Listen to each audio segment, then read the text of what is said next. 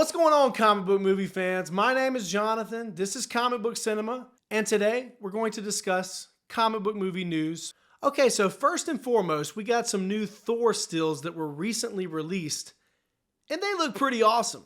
I think they do a good job of showcasing the characters and who they are exactly.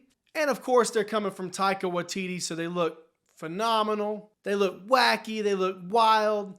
I'm at a point right now where there's literally nothing Marvel or Disney can do to raise my excitement anymore for this film. It looks awesome. The cast looks awesome. The trailers look great. So yeah, color me stoked. Absolutely 110% for this film. Another little tidbit for Thor Love and Thunder. We recently discovered that allegedly, according to these articles, it is going to be one of the shortest MCU films since 2018. With Ant-Man and the Wasp, clocking in at 1 hour and 59 minutes. 1 hour and 59 minutes. That's a long movie, guys. I'm a Marvel mega nerd and a DC mega nerd. I think that I have a lot more patience for these comic book movies than I do any other films. With that being said, it has been a really long time since I watched a movie that was over 2 hours that was not Marvel or DC. So guys, get your panties out of a bunch. 1 hour and 59 minutes is not a short movie. Honestly, I think that we could all use a break from these 2.5 hour long Marvel movies that we've been getting consistently, one after another. It's going to be a bit refreshing to get one that's just a little bit shorter, a little bit of the fat trimmed off, and to get a movie that's just a good time. Every single Marvel and DC movie does not have to be over 2 hours, guys. And in other news, The Boys gets a renewal for season 4. I don't think anybody's surprised at this news. The Boys is actually a really good show. It's a show that I intend to cover on this channel very soon. It's basically the dark version of the Justice League, the extremely dark version, and very adult-oriented and themed. But it's a very entertaining show, and I think the most fascinating character on there is Homelander for sure. Season 3 is not even over yet, but guess what? I can't wait to see season 4. And moving over to DC news, Lady Gaga is rumored and in talks to be playing Harley Quinn in the new Joker film, the Joker sequel, Joker 2. And not only that, folks, this movie is going to be a musical. Yes, you heard me right. This movie is going to be a musical. I don't understand how anyone can think that this is a good idea. I grew up in choir and stage band. I sang in musicals my whole life. However, this does not seem like a good idea whatsoever. Honestly, I think that musical numbers need to just stay away from comic book movies altogether, with the exception of Hawkeye. That was a fun little bit of musical that they put in that show. It was just enough that it made it fun. With Harley Quinn and Birds of Prey, for me, that one little bit in the movie, it was only like a 2-minute clip, if that. It was almost like an homage to Marilyn Monroe or a musical that came out in the 50s or 60s. But it totally threw the movie off for me. It did not fit. And honestly, like I said earlier, I just don't think that this type of thing has any place in comic book movies. I know that we're at a point now where we're trying to broaden the scope of comic book movies.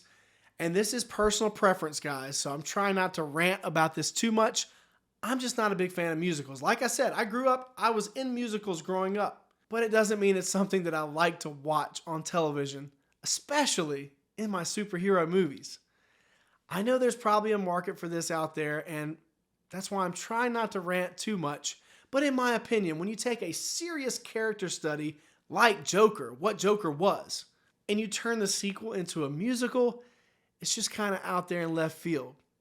But maybe I'm completely off base. Maybe I'm wrong. I don't know. We'll see what happens with this. Let me know what you guys think in the comments below. And one last item, we recently got the Black Adam trailer last week. I was going to do a reaction video to it, but I've kind of been moving from one place to another, as you guys can probably tell from the backdrop. That's why I wasn't able to get set up to do the reaction video. The trailer looks really good, if I'm honest. I'm excited about some of these characters that we're going to get to see for the first time on the big screen, like Atom Smasher, Hawkman, just to name a few. My only hang up is this. And I want to start off with this. The Rock seems like one of the absolute coolest, nicest, most awesome dudes in Hollywood. So I hate to talk any form of crap about this man because, like I said, he seems like he's got a heart that's made out of gold. But seeing him in this trailer, in this costume, it just didn't work for me. And maybe once I see the movie, I'll be like, whoa, The Rock really stepped it up a notch.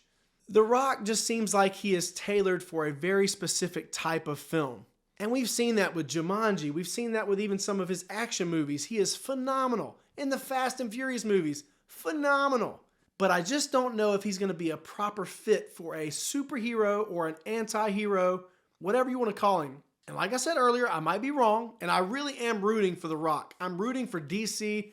They need a win, and I'm definitely rooting for The Rock because I've been following that guy since I was a kid.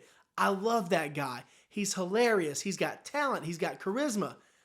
I just worry that he has a very specific set of skills, and if those skills are not utilized in a certain type of film, and he tries to wander too far outside of the realm of his skill set, it could possibly be disastrous.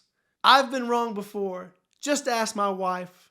That's my 2 cents, folks. That's the news mixed with my 2 cents. Like I said earlier, make sure you let me know in the comments what you think. Let me know in the comments how dumb I am or how crazy I am. Check us out on TikTok and Instagram at Real Comic Book Cinema. You can also find us on Facebook. Guys, thank you so much for joining me. And until next time, have a good one.